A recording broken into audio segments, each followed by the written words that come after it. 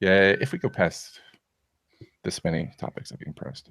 Yeah. So, That's fine. but I'll just put those down here. Yeah, so then we cut off right there. Cool, awesome. So everything else going okay? Like, Yeah. It's actually quiet here right now because the kids are away, but they will return at some point, and I will go on mute and disappear and close the door so that we can actually talk. But okay, all right. True this. Yeah, it's been a week, since the inauguration, and so it's been kind of crazy. So, but I'm not sure. I think just the executive orders, they just plan them to be like, this week we'll sign these 3 executive orders, and then tomorrow we're going to sign these 3, and then so it's been a right. week of just I bam, bam, bam. I think it's that shock and awe idea, but it Yeah. makes it really hard to see any other news. So it's All just right. been kind of whoa, news, whoa, news, whoa, news, and my friends are fighting about it kind of week. So Like everyone's fighting about it. yes, yeah, not just my friends. You're right. Yeah, well, I'm not saying like, oh, your friends are the only ones fighting, but no, but like thanks. I mean, other friends are fighting too. No, Yes, we could fight about it. we fight about friends fighting. Uh, yeah, I just the one pan is like he's doing it, and then on the other hand, is like he's doing what he promised he would do. So I just don't. It's a Yeah, it's kind of, complicated place to be. But he's yeah. doing it all through Twitter, so it's good, right? Wait. Oh, the weirdest thing is this is probably tech news is that I woke up one morning and I saw, and I'm not subscribed to his account, but I got in a list of and so it's like a private list, and so and I saw like Donald, our new president, had tweeted, if Mexico doesn't want to come and talk about the wall, then I think we should cancel the meeting. I was like, well, that's not going to be good. And then Yeah. within an hour, I have all these news alerts, like because I'm a news junkie, and Right. so they're just like flaring up as like Donald doesn't think we're having a meeting with Mexico. And I was like, oh crud! And then like by the end of the day, like Mexico is not going to meet with. Well, now they're apparently going to have an hour-long phone call, which I guess is different than tweeting at each other. Yeah. I think it was Dave Pell at Next Draft who said that he keeps hoping this is a dream, and he wakes up to find out that it was all a plot to make Twitter survive. So Yeah, we'll I think see.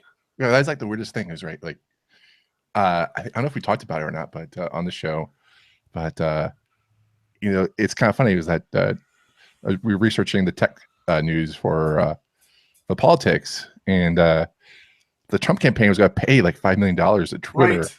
and they said no at the last minute. It Sort was of a like custom emoji or something, yeah, custom right? emoji because it's during the debates, and they wanted a crooked Hillary emoji or whatever, and they said no, and and but the most famous Twitter user and the most powerful Twitter user is someone I don't think they want to establish their brand, I further. I remember, when they first launched and everybody was like tweeting about party buses at South by Southwest, and Yeah. what a different conversation that was. So, Uh, yeah, I'm not sure they know how we got here either. And yeah, I think all of social media has a lot of figuring out to do. I yeah. think they had a lot of it to do anyway. Right. It's just that now they get to figure it out in an insanely polarized, everything matters more than they thought it would when they started kind of environment. Right. Well, like, what do you mean So by like having to figure things out? Like in terms of like bullying or well, like the that's name part of calling? it. I mean, the abuse issues are big, but Right. some of it is honestly like, what do they want to be when they grow up? Mm-hmm. When we first got into social media, it was like this, wow, man, we can just talk with our friends and share information. We won't really Yeah. need newspapers anymore, and we won't need this. And then we get into all the conversations about bubbles and fake Mm-hmm. news. And if I Mm-hmm. saw it on Facebook, does that mean it's real? Well, no, really, it doesn't. Yeah. And like originally, like I was talking about with Twitter and those party buses, it was just kind of a way of like saying, hey, I'm here, I'm doing this. This is Right. cool. Mm-hmm. But over time, it's become like the venue. Like I think they thought they were building like a little bar and disco kind of place, and it turned into the Coliseum. And it's just kind of like, okay, is that really what we meant? Right. Um, It's not utility. It's a venue, right? You would say. it is more like a venue, and I wish it was more like a utility. But I wish lots of things were like utilities. So Yeah. it just doesn't happen that way. So Yeah. All right. So I guess we should get started. Sure. So, welcome to Non-Breaking Space again, Simon. Thank you for being Yeah, here. definitely happy to. And I'm sorry, I said your job title is Content manager, manager at LinkedIn Lynda. Learning, lynda.com. I'm now a Microsoft employee. It's all Oh, really hard to explain, but it's right, good. right. So yes, LinkedIn bought Lynda, Microsoft bought LinkedIn. The stuff Mhm. I work on looks a lot like Lynda. So Okay, there you go.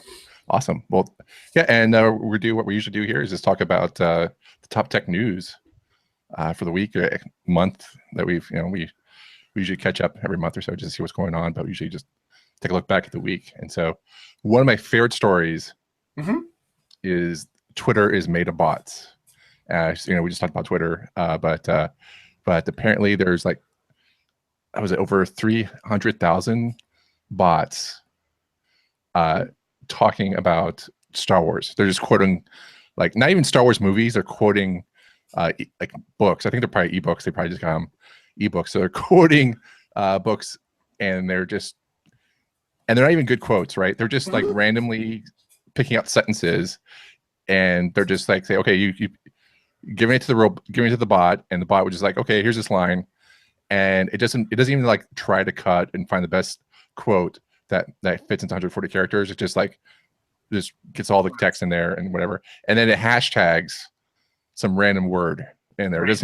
And the random word, it could be also the or in, right? So the prepositional phrase in there is like, oh, okay. That is trending. Yeah. And so the example they gave this report is actually a paper that people in London actually wrote. University of London, and it's like Luke's answer was to put on an extra burst of speed. There are only 10 meters hashtag. There are only 10 meters hashtag separating them now. If he could ever tea, Right. like, and that's another tea right there, not tea as a drink, but right. So that's the example put in the paper. And I was like, oh man, this is not good for Twitter at all. So, I used to enjoy Twitter bots. I mean, my favorite was always the Joe McCarthy Red Scare bot that would come up when anytime anybody mentioned like communism or Marx or anything, you'd get a nice scolding from a bot. Right. That one didn't make any sense, but it made a lot more sense than this. Yeah. Some of the things that I've seen and kind of liked are like some of the crazy Markov chain things that like take various people's phrasings and kind of respin them together. There was a bot. Oh, it's been a long time ago. There was a bot that would like randomly choose someone, take their last 3 tweets, pull words out of them, and create this insane mash and send it at them. Yeah. It was just like familiar enough to be really, really confusing. But at that point, it didn't have any understanding of grammar. So we were kind of like, okay, it's a bot. Right. I partly wonder what drives people to do this. Like the Horse ePubs account and then became Horse.js. I mean, it does have its own like surrealist magic, but the number of them, what, why, how? Well, my thing, like, to be totally correct, I mean, to say like they don't specifically say this in there, but, and so I might be just projecting my own like Twitter issues with it, but I feel like they would just create all these bots, fill them with content, because each of these bots are Star Wars bots. They have less than 12 tweets each, right? And I feel like they're just being used for like the underground market of buying friends.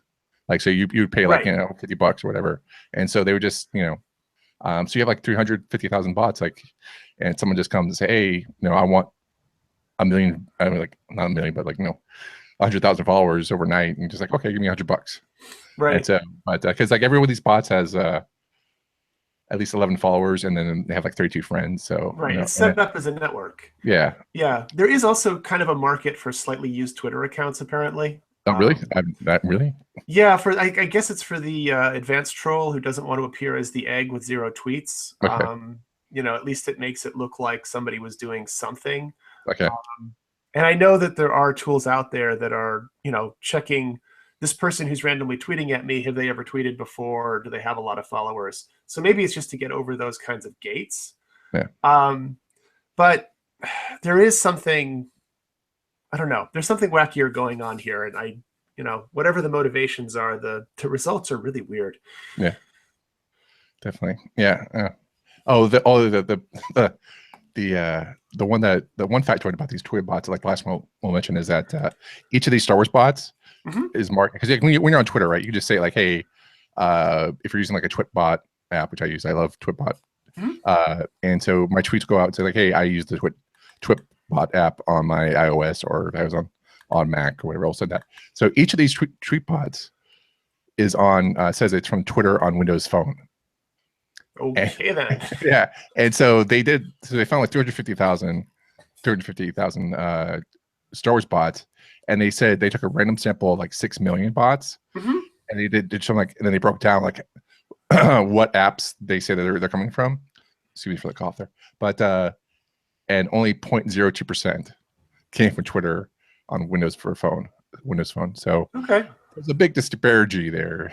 I had a wonderful moment there of imagining Luke on a land speeder looking at his Windows phone and like trying to find Twitter on it. But yes, That'd be awesome. And then of course, everyone uses Zune as well. And well, George yes, uses clearly. yeah, apparently. Okay. Next one. This is your story. Is Yeah. Data Shield down? Is that Yeah, so this is kind of an odd one. This is probably what I get for spending too much time in Germany. okay? But there's been a lot of back and forth between the US and Europe on privacy issues. Yeah. And the US basically, like, US companies jumped into, hey, we can collect everybody's data. It'll all be fine. Trust us. It'll be good. And this doesn't really go well with the European approach to privacy. I mean, yeah, just the right to be forgotten is part of it. The Right. like people blocking Google Maps from taking maps of their neighborhood, pictures of their neighborhood, that kind of thing. So right to be forgotten, as in case anyone wants to know, is that if you, I think there's a story is about these two people who I think they were brothers, maybe, or whatever. They were, rightfully convicted, I believe, for a crime. They served their time, but they just wanted to be left alone, right? And so, and they has court case, like, because their court case would then actually get to Wikipedia or to the news outlets and for archival, like, you have all these murder cases or ghost stories, if you will, like, or like, in America, and they get written up over and over and over again, and have stories and whatnot. So it's hard for someone to forget, to be left alone, right, about these stories. And this creates all kinds of wacky cases that Americans are fond of pointing out, and then Europeans point out cases where it might actually matter, and we just kind of go back and forth. But legally, this became a really big deal because for a while the Europeans were like, well, they say trust us. Okay, we can do that. And then this whole Snowden thing happened. And it was clear that data from Europeans might be getting used in ways that they weren't really happy about in the US. Right. And the joy of this isn't like the conspiracy theories, this, is the NSA really interested in my information about the lunch I had yesterday, because they probably aren't. But it triggers all kinds of questions about where should data be stored, how should data be mixed. Even if it's not medical records, financial records are a really huge deal. There are all kinds of harm you can do to somebody when you have their financial data, and should it be stored in another country, that kind of thing. So they finally negotiated this thing last year. And excuse me, I have to go chase a cat from a computer. I will be right back. Sorry. No problem. No problem.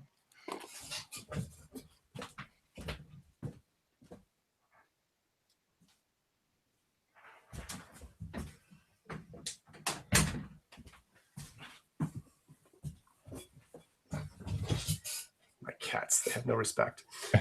Anyway, so it created all kinds of joys for companies trying to do business across international lines, and they finally negotiated a deal kind of in the middle of last year. And one of the pieces of this week's executive orders that was really only noticed by data geeks was one thing that basically denied privacy rights to non-US citizens in these corners of US law, which some people think means that entire agreement will be vanishing very quickly. And the business implications of that are really complicated and really weird. And it's just something to keep an eye on, because it's sort of that business collides with technology expectations, and technology may be the one that gets reshaped. I think, companies, companies will be able to deal with it. They're going to have to set up like data centers in a lot more places than they expected to when they're large. I think small companies may just say, no, we're just going to not try to cross international borders. You can read our stuff, but that's it. Yeah. It's one of those minor seeming political things that might really change the whole way we do business on the internet and the whole way we talk. So was this, you know, one of the executive orders where our president decided yes, to put a halt on immigration? Is that what it is, or was just it's kind of like that, and it tripped up this issue? It's paragraph 9 of I want to say it was actually about trade more than it was about immigration, but Okay. I could be misremembering the document because there were too many of them this week. Okay, I was just wondering if it's like an accidental slip up, or That's, or was it just a yes, we're doing this type of thing? I don't think anybody knows. I think that's the joy of this week. Yeah. You know, I think what I'm suggesting is people should just pay attention to this, because I suspect, you know, in all the discussion of different trade deals and all of these other things, like this was one of the few pieces that actually seemed kind of settled. Right. And maybe it's not. And, you know, if I'm the lucky person trying to decide where the data centers go, my job just got a lot harder. On the other hand, this probably creates jobs, just, you know, in more other complexity places. creates jobs. Yes. That's great. Yes. So, but yeah, I think I read one article on Facebook, though, give it what you will, Right. in terms of being true or not, was that some of the executive orders were written in such a way that they might not be legal because they contradict each other. Yeah. In the same document. And so I think if no matter what party you're at, like left or right or whatnot or spectrum, I think we should definitely have like the executive branch should have just like a day of just like, this is how you write executive order. Just like a little seminar, you know, just tell you how you write it, you know. To be fair, it's not a skill that a lot of people need. Right. Yeah. But yes, that's a really good point. That'd be cool. Like if your boss all of a sudden just like gives you like memos as executive orders, official signing executive orders, or maybe not. I could suggest it, but I don't think it'll happen. Yeah, I mean, I think the other thing is it just is going to take time, even in the best case, even if this is a completely clearly written out thing. Yeah. Like it's not clear what removing that agreement would do. And so, as with a lot of these things, you can say something now, we can see if it takes effect, and even if it does take effect, it might be a year or two before we really know what it means. Yeah, it just sounds like we have to like wait for it to shake out over the year. So. Yeah, this is just a weird corner that I kept crashing into at conferences with people, and I like front end conferences, not CSS Dev Conf actually, but like everything else I went to, people would end up in these strange like data ownership questions, and I kept wondering how. Yeah, that's one of the things that like we're talking about too. Like we don't, of course, for humans, we don't have store people's data yet, but you know, but if we were to do something like a subscription model, like where would we keep the data? And that's always a big, because we do have an international clientele, and it's like yes, so absolutely. That's like one of the things we worry about is okay, like you know, security and an issue with that. So, but yeah, that's definitely I can see people trying to solve that nut. So. Yeah, and it can get exciting. I mean, even things like viewing history or reading history, you know, these are things we don't really think about when we're looking at the web, but if you're collecting that information, that suddenly seems relevant. So yeah, definitely. Okay, next story is the one I have is I thought it was an interesting story, and it's a kind of an old story too, but it was it's called Dark UX: Dirty Tricks and Tactics to Avoid in 2017, and everything was, it's pretty much don't be an idiot on the web. Well, to users is don't be an idiot on the web is what we like to say, but then people keep finding ways to make money being idiots on the web, and so it just keeps happening. Yeah. So it's bad. But it's like the four things were forced continuity, and this is the thing that like everyone has a subscription.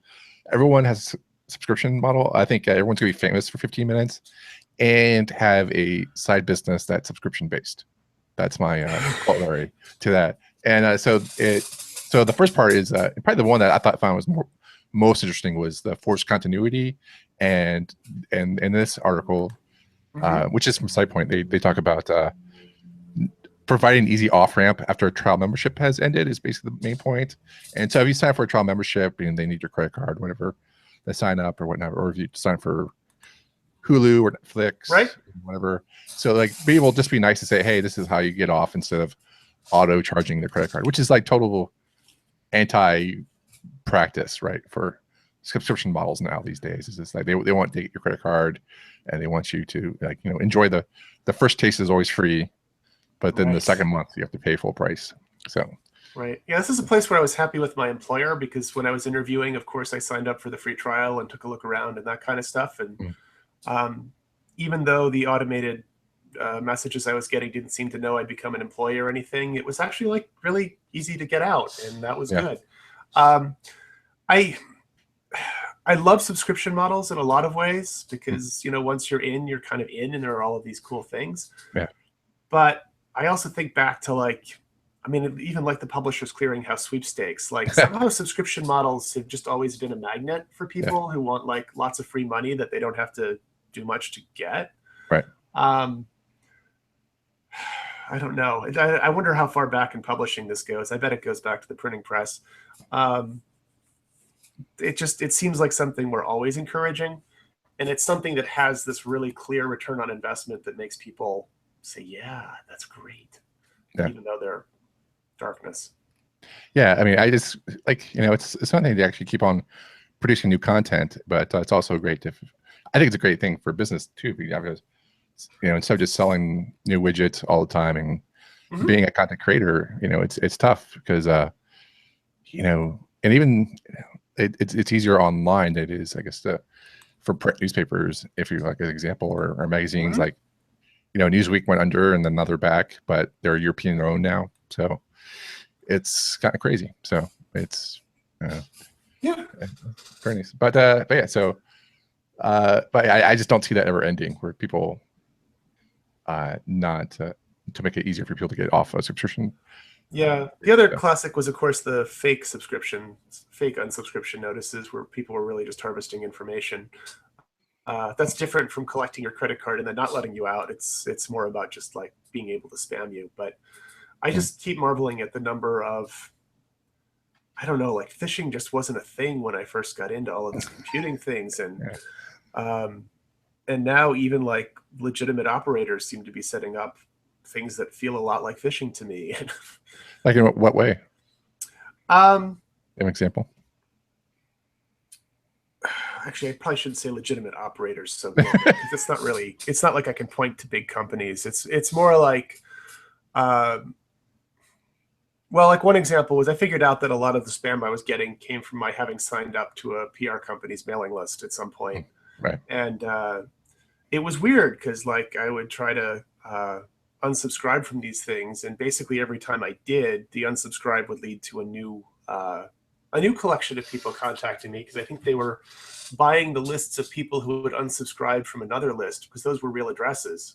Oh, that's right, because it was a positive that they were right. It was a positive sign, and you had interacted with them. So in some strange theoretical sense, I remember that. Yeah, that was a big beef. Like, for a while, like, you were told not to unsubscribe from things that if you thought it was fake, because then that would right. And now everything goes into junk mail filters, and that actually makes it kind of harder in the long run. So yeah, that's terrible. Yeah, we're good at taking good ideas and just twisting them slightly wrong and then breaking them. So my favorite is that you unsubscribe, and then it says like it'll be 10 days before you're really out of our system, so you might get mail. I'm like, what? All the time.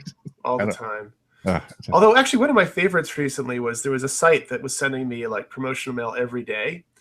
And the first thing they asked you on the unsubscribe was, would you prefer a lower frequency? And I was like, okay, that's actually a legitimate question. So I said, okay, you can mail me twice a week instead of 7 times. We'll see if I like that or not. So there are ways to do it. You don't have to be evil. Right. Yeah, I subscribe to. But I didn't like the unsubscribe form when they did that, because the bulk of the page was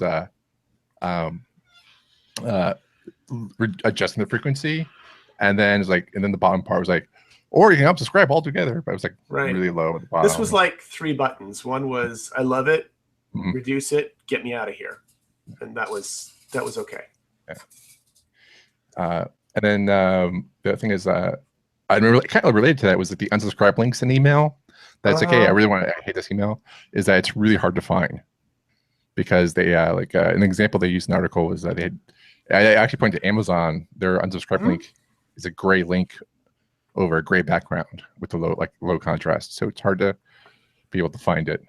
But yeah. So, and actually, like, we were accused of that at once, but it was like this honest mistake because we put a font color tag and we didn't close it properly. Oh, and so it was like white on white right. background, and so we're like, and they're like, we were hated on Twitter for a day apparently. So unlike Amazon, I don't think you A/B tested that 1,000 times. So. No.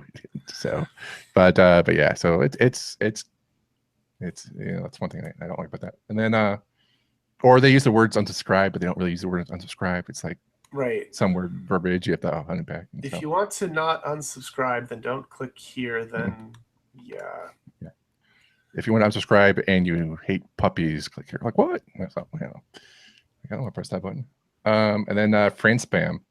And this is just bad. Yeah. So this is like one where like you connect. I think it's like you connect your Facebook account, and then the service will just goes through your friends and starts posting things on your behalf. And this is why I'm the jerk who never uses Facebook or Twitter to log into anything I can avoid logging into that way. Oh, really? So yeah, it means that I have a billion extra passwords and stuff, but but yeah, I do that. I guess I do use my Google login periodically, but that's about the only one I do. And since I'm not active on Google Plus, I guess everybody would be surprised if suddenly life happened. I guess nobody's really active on Google Plus anymore, but you know.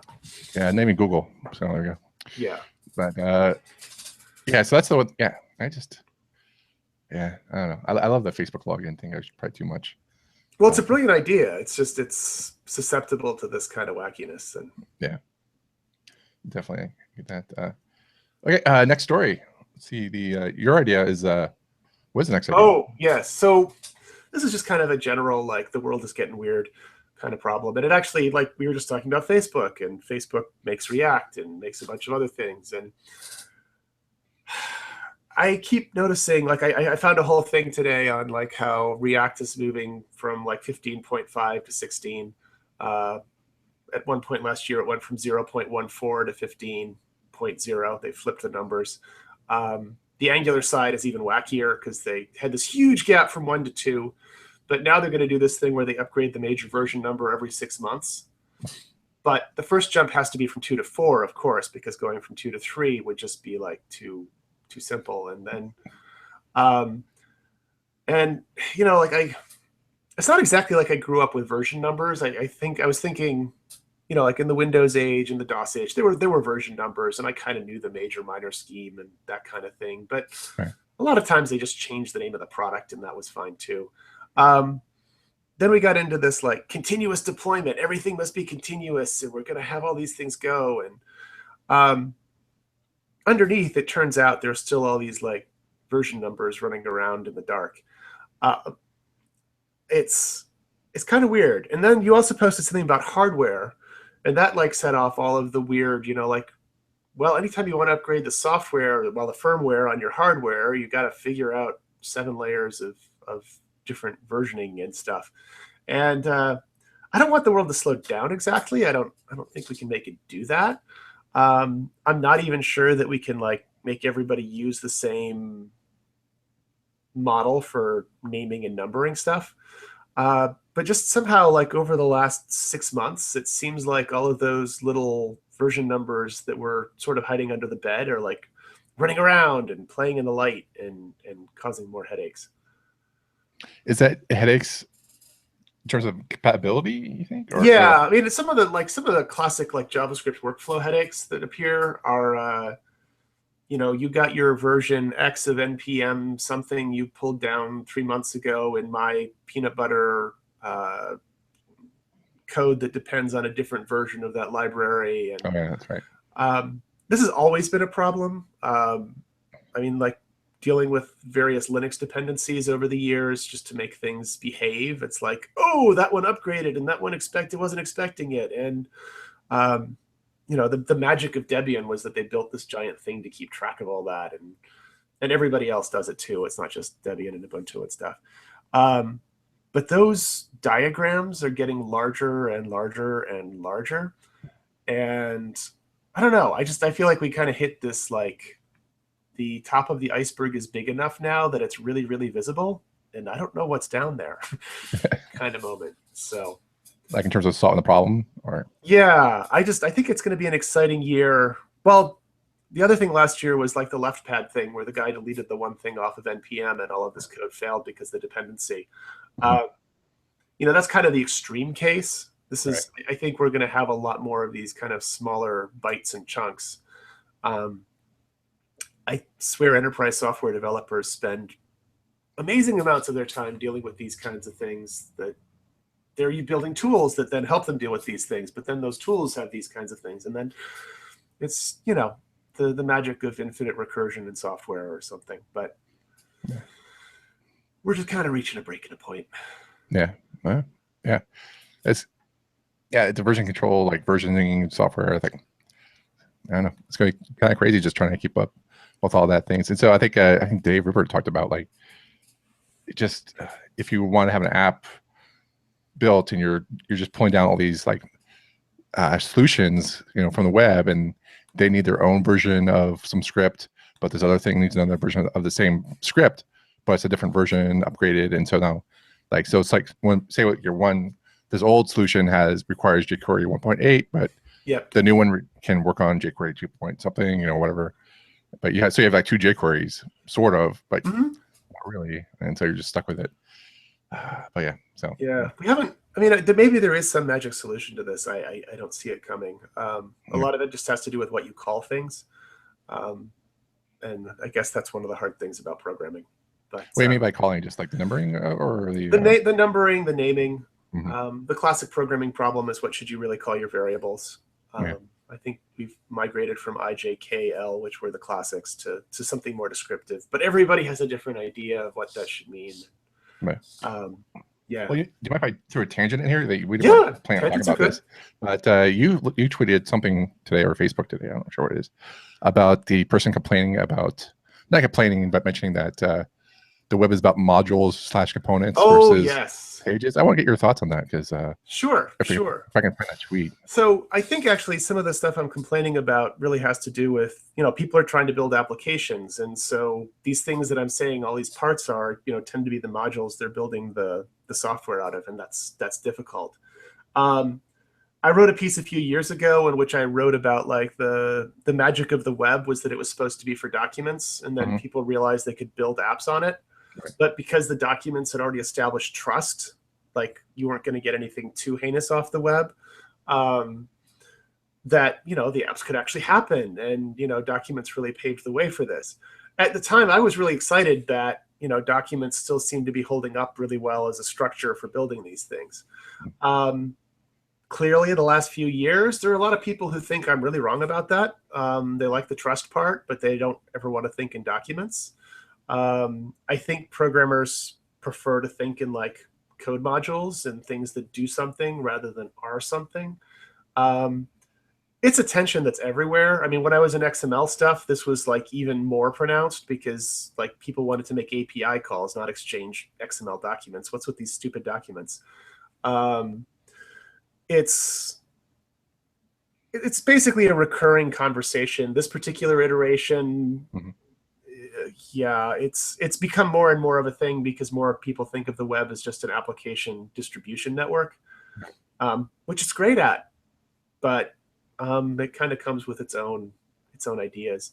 The other thing that's funny is that, like, for the most part, when I publish something that's really document based, like I'm doing a woodworking site right now in my slow spare time, and I'm just adding stuff to it. I don't care about versioning. I'm just adding content to it. I can change the fonts up. I can do whatever I want. It has all of that document magic that lets me not worry about these things. It's a different set of concerns. Right. So I definitely don't think documents are dead. I think they're a lot more fun to work with. I can see why the application people are getting a little bit irritable, though. Yeah. It's that's the one of the things we love about the web, is because if you have something to say, you just publish a document or documents and right, done. Like you don't have to worry about anything else. But if you're an app builder, and I think the guy, I can remember his name. I forgot. I don't have it with me, but because I just wasn't planning on talking about it. But yeah, his one of his points was talking about if you want a job, in the future, like no one really cares how you name your CSS, your BM or whatever BMs, Right. like they just care if you can actually like build an app and make it modular and That's customizable. So that's sort of true, and it's sort of deadly too. Like I mhm, think all of those opinions are great if you're actually building new applications, and it's fine. Just go ahead and build it. The death comes in when you have to maintain it. right. And I think that's where a lot of the old CSS wisdom comes from. Is it wasn't just that we had to build these things; it was that the client would call every week and say, "I want this change. I want this change. Could you add this thing?" Yeah. Yeah. Yeah. And then Tantek had this great mini blog post, which I thought was really profound, but fell on deaf ears, I think, a lot. And Tantek is Tansi. uh, Chalik? Yeah. Chalik is a evangelist for Mozilla, I believe, now. And so he was talking about how like if your app requires JavaScript and period to run, then it's history because uh, one, people with JavaScript turned off can't use it, but it's dead to history, because no Right. one will be able to archive it, no one will see it, no Right. one. It's we're building a quicksand. Well, the big boundary case used to be that Google just wouldn't do JavaScript when it was doing the search engines. So I could, like, I actually put a talk into a I think it was OSCON about SEO, which was like a serious countercultural programming kind of thing. But if you couldn't see it, it wasn't there on Google. And then Google has allowed sort of enough JavaScript into its realm that a lot of those concerns have faded, and sort of by removing that one barrier, Mhm. the people who always wanted it to be all JavaScript all the time can do it. Um, I mean, culturally, I think some of this comes from Flash.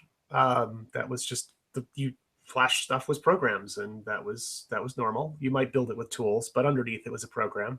Um, some of it comes from like JavaScript becoming a legit programming language, which meant that people who were used to doing programming and not web stuff came to the web, and that totally makes sense. But they brought a different set of expectations. So I don't think we're anywhere near done with this conversation. I suspect that in my own personal work, I'm going to pretty much stick to the document side of life. I've built apps, and they're fun to do, but um, wow, the document side of life has so much less need for aspirin. It's hard to express. Yeah, So yeah, I definitely see where that's going, but yeah, I don't know. I feel like it's a little bit short-sighted. They have like really strong points for app modules in with responsive design and design systems. Things are mhm. definitely going modular and component based, and I can totally see that, and especially with SVG being not an image format but document format. Mhm. So I definitely see there's a lot more going and more flexibility if SVG was easier to rock for the layperson, for the Yeah, common designer. But it is which more is fun than Canvas. I'll say that for the oh, layperson. But yes. like I gave a talk about HTML5 and people just walked out when I kind of dissed them for accessibility and Ooh, Canvas. So they're like, "Oh, how yes. accessibility is your game?" Walked out. So Right. that was not fun. But yeah. Okay. Speaking of jobs, next story Mhm. is that we found is that Amazon is looking to bring shopping to VR, and this is a story that hit today, but the job posting has actually been pulled after I guess TechCrunch Oh, blasted it, and okay. so but essentially it was a job posting.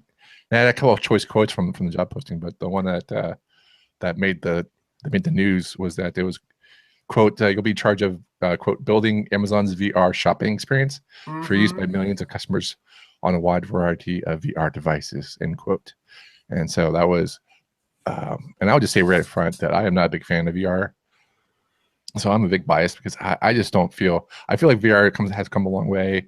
I tinkered with it at South by Southwest with a Yeah. lot of the booths and stuff, but I just like for me to just slap my iPhone on my or my like Samsung phone on my face and start playing around with handles, controllers. Just that's not for me.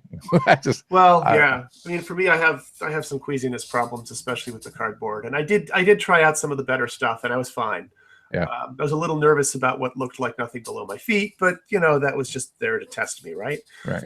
The the shopping thing is interesting because I mean, I think about the amount of time I spend on Amazon and the ways that I use it. Right. Like, actually, I wasn't on Amazon today. I was on a different site, but I was, doing the classic click and zoom on an image to see closer up what's there. I've certainly rotated objects in space on different shopping platforms. Um, I think in terms of like helping us understand what objects are going to come to us, like these things are really useful. I'm not sure it actually has to go all the way to VR to do that. The thing that I was wondering as I looked at this is, I've always thought of Amazon, well, as a collection of documents. It's not a mall, it's a bunch of pages about stuff. And I'm kind of wondering if with VR they're thinking of, creating some kind of navigable space that feels like a place rather than something you're reading. Right. It's not hard for me to imagine like a page with like reviewers who tell you what they think about it. No, I want to hear a more critical review. Oh, well, I think this thing sucks. No, give me back the positive reviews. Well, this is the finest thing I've ever encountered. And I think there are people who would like that, and I think you could probably make something that was interesting. I'm not sure you could make it so good that everybody would want to go out and buy a VR headset and like Right. sit around in goggles at their laptop. Um, I also think we haven't finished with 3D just on a single pane of glass without trying to do the stereoscopic thing. I think there's a whole lot of stuff that people could do that would be easier than the goggles. Right. But the way it interacts with shopping could be really intriguing. Right. I tend to be. Most people complain that people use Amazon. People go to stores to shop and see the object, and then they go to Amazon and order it there. I tend to go the opposite way. I tend to use Amazon for reviews and then try to find things locally. And if they really could make the VR thing work, or at least some kind of simpler thing, then that would probably. Well, it would draw everybody more towards them, I guess. But yes, It would change that dynamic. Yeah, I mean, I do like Amazon just for the fact that if I need to buy something new, like that breaks every few years, and like I can just go to my search history and find out what I bought 3 years ago. And interesting. That's why they're always trying to sell me the product I just bought when their ads follow me around. Yeah, so I was like, oh, but that's always good. But yeah, I always like I talked to someone who I don't think she owns the shop, but she manages the shop, and she sees a lot of people who do the Amazon thing where they like look for stuff on and then they try to find out on Amazon. And so they've actually gotten to the point where they stop labeling their products and they label things kind of differently than like, so it's like, if it's a color red, they would just call it like something color different. Right. So like you can't color, I don't know, fire engine red or something, like fire engine or something like that. So you can't really just Google it right away. So, but yeah, so like, I definitely see that out there. But like I said, I think I've bored people to tears about this who listen to me talk about VR. But I really want Star Wars holograms. That would be a lot better. Yeah, I can see like, do you have a hologram projector in your house? And then you just like, then you have Amazon like come back and like you can just swipe between item products, and that we can just see the size of it if you want to. You can scale it, big or small, and The other direction I was wondering about this, and this would probably be kind of really extremely predatory for Amazon, but the other side of the story that I find more interesting usually is the augmented reality stuff. I mean, the Pokemon Go is obviously one part of it, but when you're overlaying information on the world, and for Amazon, and there are apps that totally do this, but you can scan a UPC code with your phone and get prices on it, and that kind of thing. Right. But if you were like walking through Best Buy with glasses that had, this little bit of AR stuff in it from Amazon, and every time you looked at the label, it was going through and decoding whatever Best Buy had tried to obscure and telling you what it was at Amazon. Right. Yeah, that's really a product there. I shouldn't give them ideas. Anyway, yes. Well, like you have the Snapchat glasses, right? Which are and then you just make them Amazon glasses, and then all they're doing is one job, right? Instead of Google Glass, which is trying to do everything. Which I tried to do everything, yeah. Yeah, so that'd be pretty good. So like, but then of course, then you're walking to a store with your Amazon glasses. So that's the thing is that, the Snapchat glasses are still pretty intrusive, but that's changing slowly. So I don't know what's going to happen there. Yeah. It's definitely like if you want to, the Amazon VR thing is like a great like project anything you want for the future of shopping kind of story. Yeah. what's it gonna look like, man? So, and I didn't think they were serious when they had the drone thing a few years ago. I thought it was totally a joke, and Yeah. it seems to be more than a joke anyway. So yeah.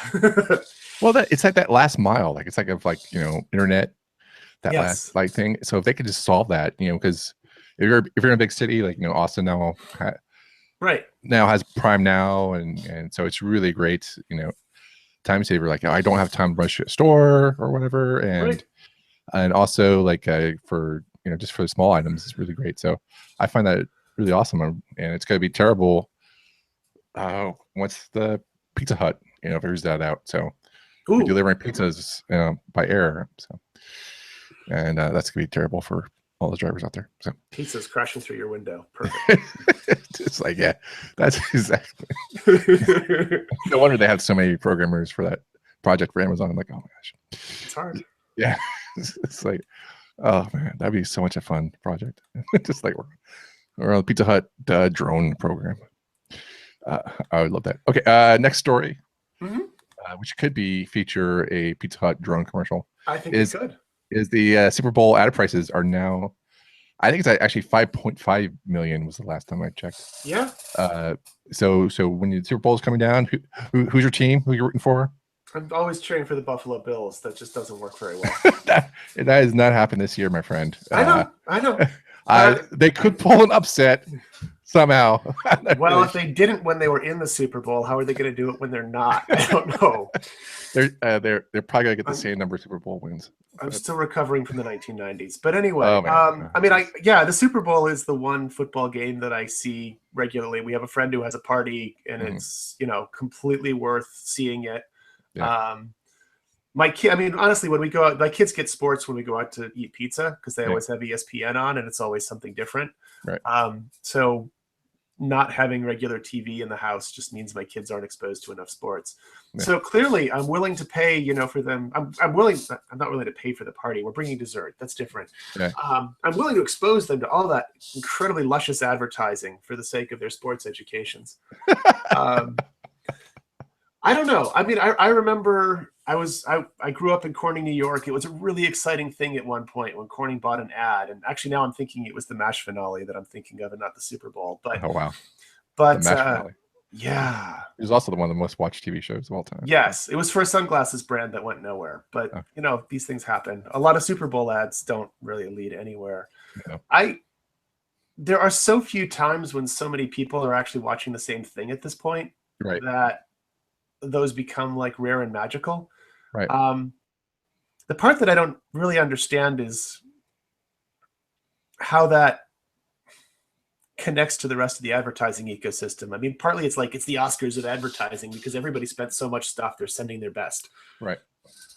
But yeah. Yeah. It is. It's like sports is becoming the only thing that TV people, I think TV, companies can actually bill large amounts of money. It's like it's guaranteed to bring an audience, whereas everyone's now has delayed viewing with Netflix and HBO now and Go or whatever. So it's tough to this is something that I keep on thinking about is like what is TV was a medium where everyone was watching the same thing when you only had like 3 channels pretty much, right, to watch. And now, and before that it was the radio, right? So everyone get radio, and now everyone has a radio in the car, or they like no one listens to radio now apparently. The radio in my car broke a year ago. Yeah, it had this stupid security code that I have to get reset. It's been a year. I haven't gotten it reset. I mean, that is the most annoying thing because that's when your battery dies in your car. Right. Yeah. This is like from the old age when people cared about your car stereo. I know. It was so awesome reading the Crutchfield catalog. But now it's like, okay, silence. I can live with that. I need it somewhere. Yeah. It's fragmented, and I think you're right. Sports is the one opportunity for advertisers to reach a not very fragmented audience. Yeah. I sort of wonder how long the Super Bowl will remain that opportunity, but really nothing else has come up. The fact that it's a single game makes it such a big difference. Yeah. The World Series, only it's going to be the World Game. That'll work. Yeah. Yeah. So I don't know. It's like because it's in our neighborhood. Someone throws a party, and I look forward to it every year. And yeah. And Yeah, it's. I just don't know what the one thing. The only thing I think of that could be unifying is the presidential alerts on your smartphone devices. Is that if someone wants to reach you, the president of the United States, not the president, we reach to Europe or whatever, but if the president wants to send an emergency text message, it totally can. He totally can, Right. or she can. And so that's like the only thing unifying thing that can go out there is like make sure people you get eyeballs.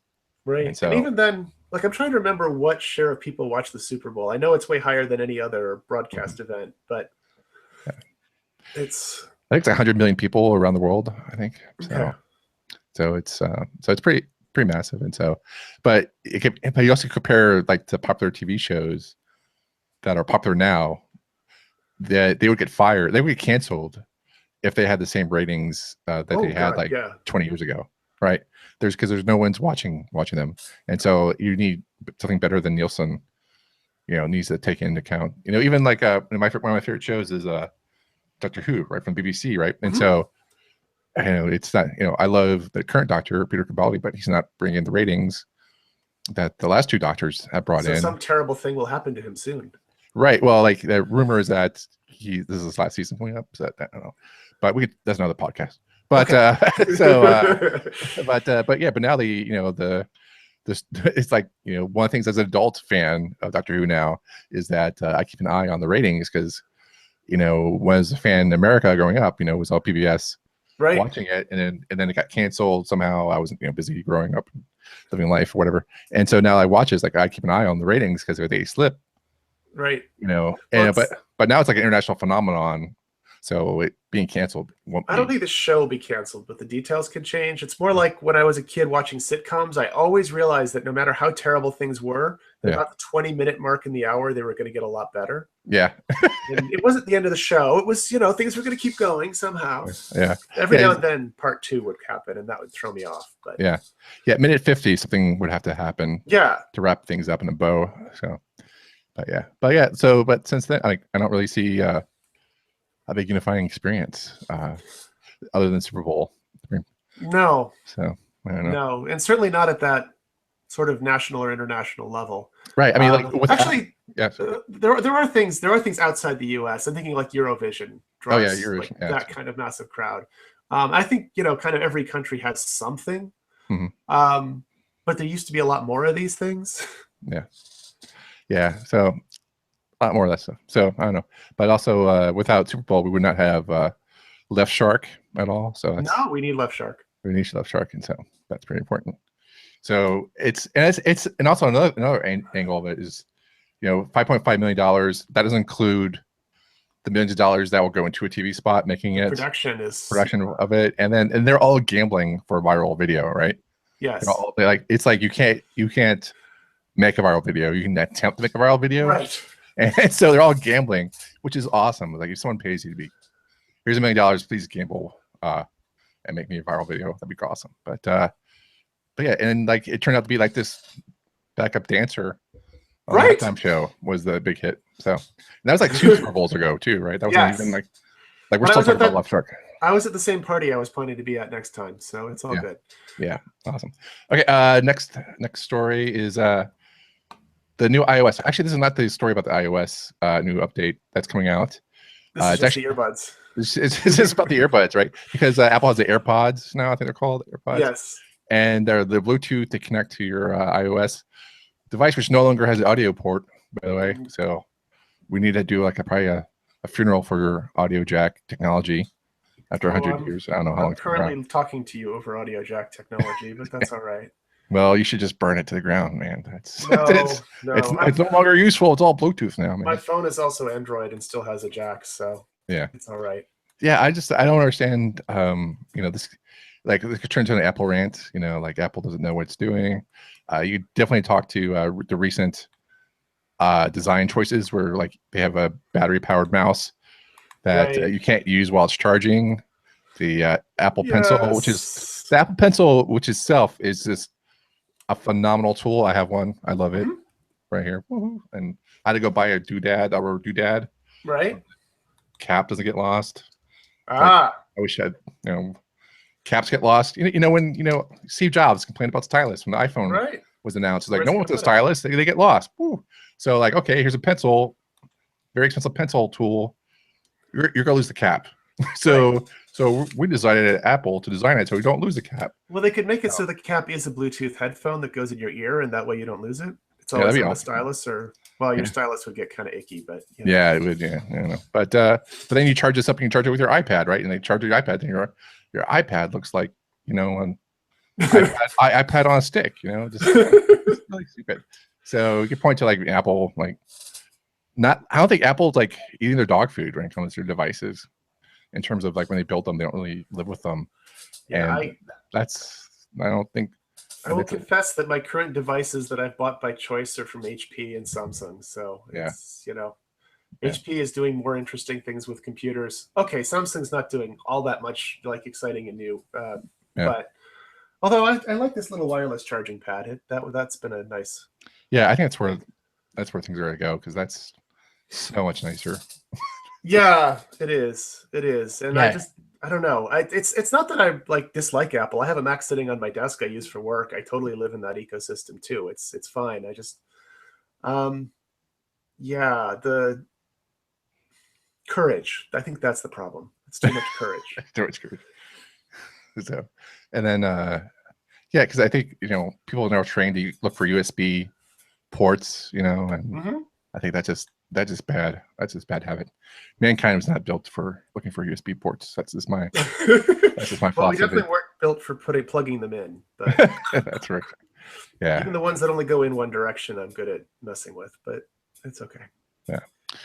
And that's a whole nother rant. But yeah, but the new iOS that's under you're right, it's just under like developer release right now. Is the main feature is that it's when you lose your AirPods, which are small little doodads that go in your ear, and I'm not talking like Star Trek 2 at the con where they go up your nose or like whatever. So but we don't need nose pods, please. No nose pods. But yeah, so there's little things that you lose them. It'll actually like you find your iPhone app they'll actually go and find your AirPods pods that you lost. So excuse me. Yeah, I mean, I think it is actually kind of hard for the developers to come up with like what's going to be new this time. I think they frequently come up with bad ideas, but there's this huge pressure on them to be new. And I think Apple kind of boxed themselves in because everybody expects some big reveal every time, and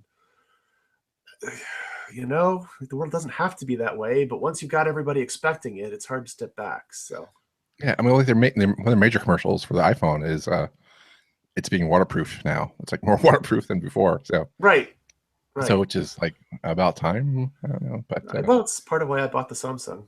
So yeah, it's pretty good. But yeah, I just feel like it's man, I don't know. Anyone can write in and let us know how they like their AirPods, and let me know if it's pretty good. But I just haven't. I've actually bought a $5 thing from Banggood.com, which is actually a real store, by the way, Banggood.com. And so there's just a little thing that like plugs into your lightning port in your phone, and then has the audio jack. I complain about audio jacks, but I still have. Well, like, I have like a dozen AirPods, earbuds, whatever, floating around, and all of a sudden they became useless as soon as I bought my new iPhone. Right. It could be worse. I mean, I just bought a manual typewriter, so it was $8. The ribbons cost me $10. It's fine. Right. But well, if it doesn't have an audio jack either. It's terrible. It's like the worst thing. It's like the worst iPhone I've ever heard in my life. Yes. It just makes clacking noises. What is this thing doing? I typed it. Doesn't send a text. Every time I write a sentence, it dings and I answer it. Yeah. Like, who's there? Hello. Like, oh, geez. For our next story. Yeah. Is the fastest growing skills for last quarter, which what do you think the top skills? The list is pretty good in a lot of ways. I'm actually, after our last conversation, I'm really happy to see user experience design on here because that's kind of what we've been talking about for lots of these things. It's kind of heavy. It starts with natural language processing.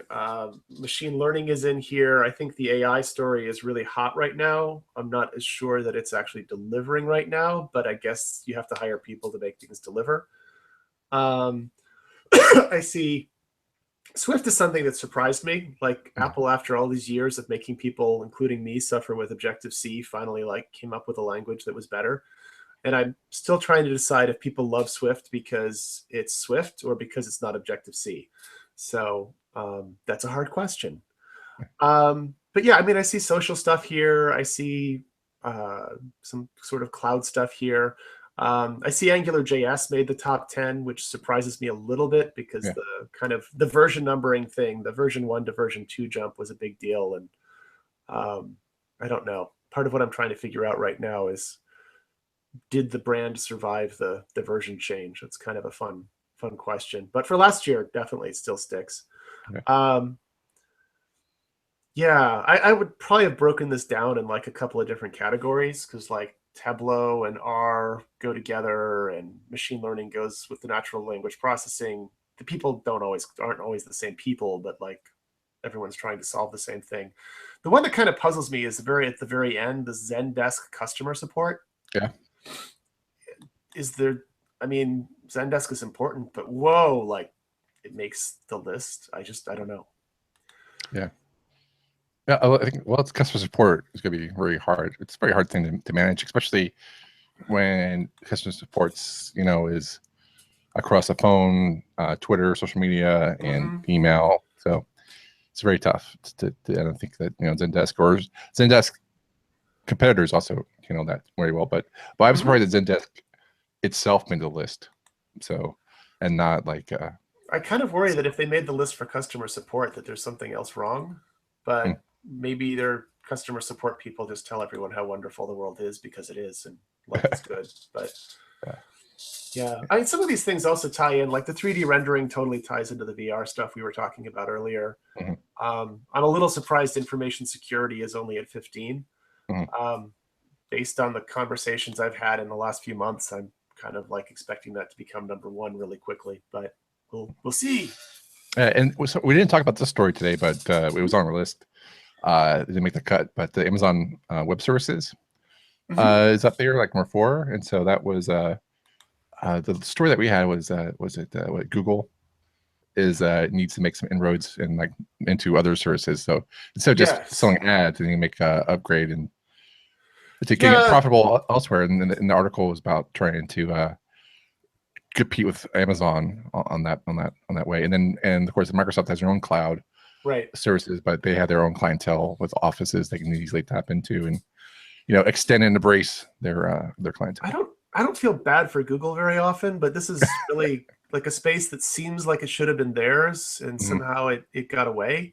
Yeah. Um, I mean, I like the story of Amazon having all this excess capacity because of the Christmas rush and needing to do something with it, and the whole way they architected that. But I mean, Google really was the one who made this work in the first place, but they didn't really present it in ways that were fun to work with.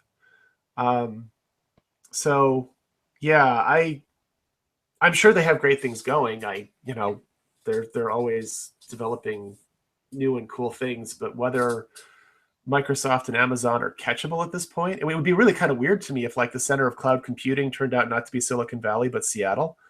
Just like geographically, that's fun, but yeah, just different. Yeah. Uh, cool.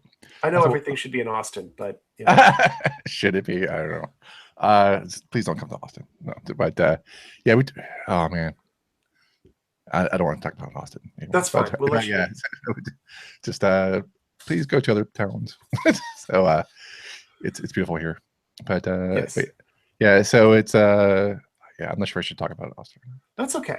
but yeah, I was just talking to someone last night who had a friend fly in for work, and so we met for dinner, and so long time friend, and so we just talked about how like Austin has changed even since I've been here, which hasn't been that long, but a lot of the cool things that kept Austin weird are no longer here because of the which I want to talk about Austin anyway, but is that the people who were weird creative types Right, living in like our Austin East Side, can't afford to live there anymore, right? right. And can't afford to live in Austin anymore, and so they actually moved out to other cities, not so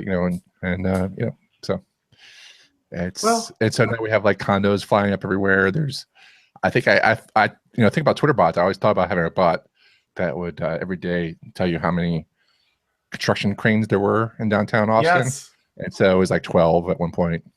Yeah, the first Eh, time I went was like in 2001, so I've had kind of a good 15 years to see like most of the area around downtown and the convention center really transform. But yeah. it's Yeah. different. Like walking is like, oh, here, this was an empty dirt lot. Now it's a hotel type Yes, of thing. I was actually happy the last time I was there to still see some empty dirt lots. Yeah. That was reassuring. But Yeah. but And then now it's, not coming South by Southwest is, I don't now somehow we talk about Austin now we're in South by right. Well, that's Southwest. okay. Actually, there's a question with this Upwork Skills Index that's intriguing to me. Like they're kind of looking at freelancers and like really kind of remote distribution, I think, because Yeah. of the model. And I'm curious, like, how different this is from like a similar list that was really focused on, say, Silicon Valley or Seattle or New York or Austin. Um, Yeah. I My bet is that these things are a lot more different than we think they are. Um, so I guess we'll see what happens in the next few years with like what kinds of jobs actually work where. Right. I would say like also like the Bluetooth we talked about the AirPods though like Yeah, Bluetooth make it to crack the top 20 with I think just because of the iPhone not having an audio jack. It makes it more of it probably and phones does. and I mean, Bluetooth. Bluetooth is an intriguing specialty corner of the networking universe. I mean, I know a lot of people who hate the details but make a lot of money at it. So uh, it's one of those things that's awkward, but again, like really productive. Yeah. Yeah. Awesome. Go. Awesome. I think that wraps up Great. this week's episode. So thank you so much, Simon, for being here and talking about this week's tech stories. How can people find you on the internet? Easily found on Twitter at SIMONSTL. That's my name practically every place. So, and SIMONSTL.com will bring you to my aging, decrepit website that desperately needs a reboot. So, more to come. Oh, awesome. And I'm Teleject on Twitter. So TELEJECT. Awesome. All right. Until next week. Awesome.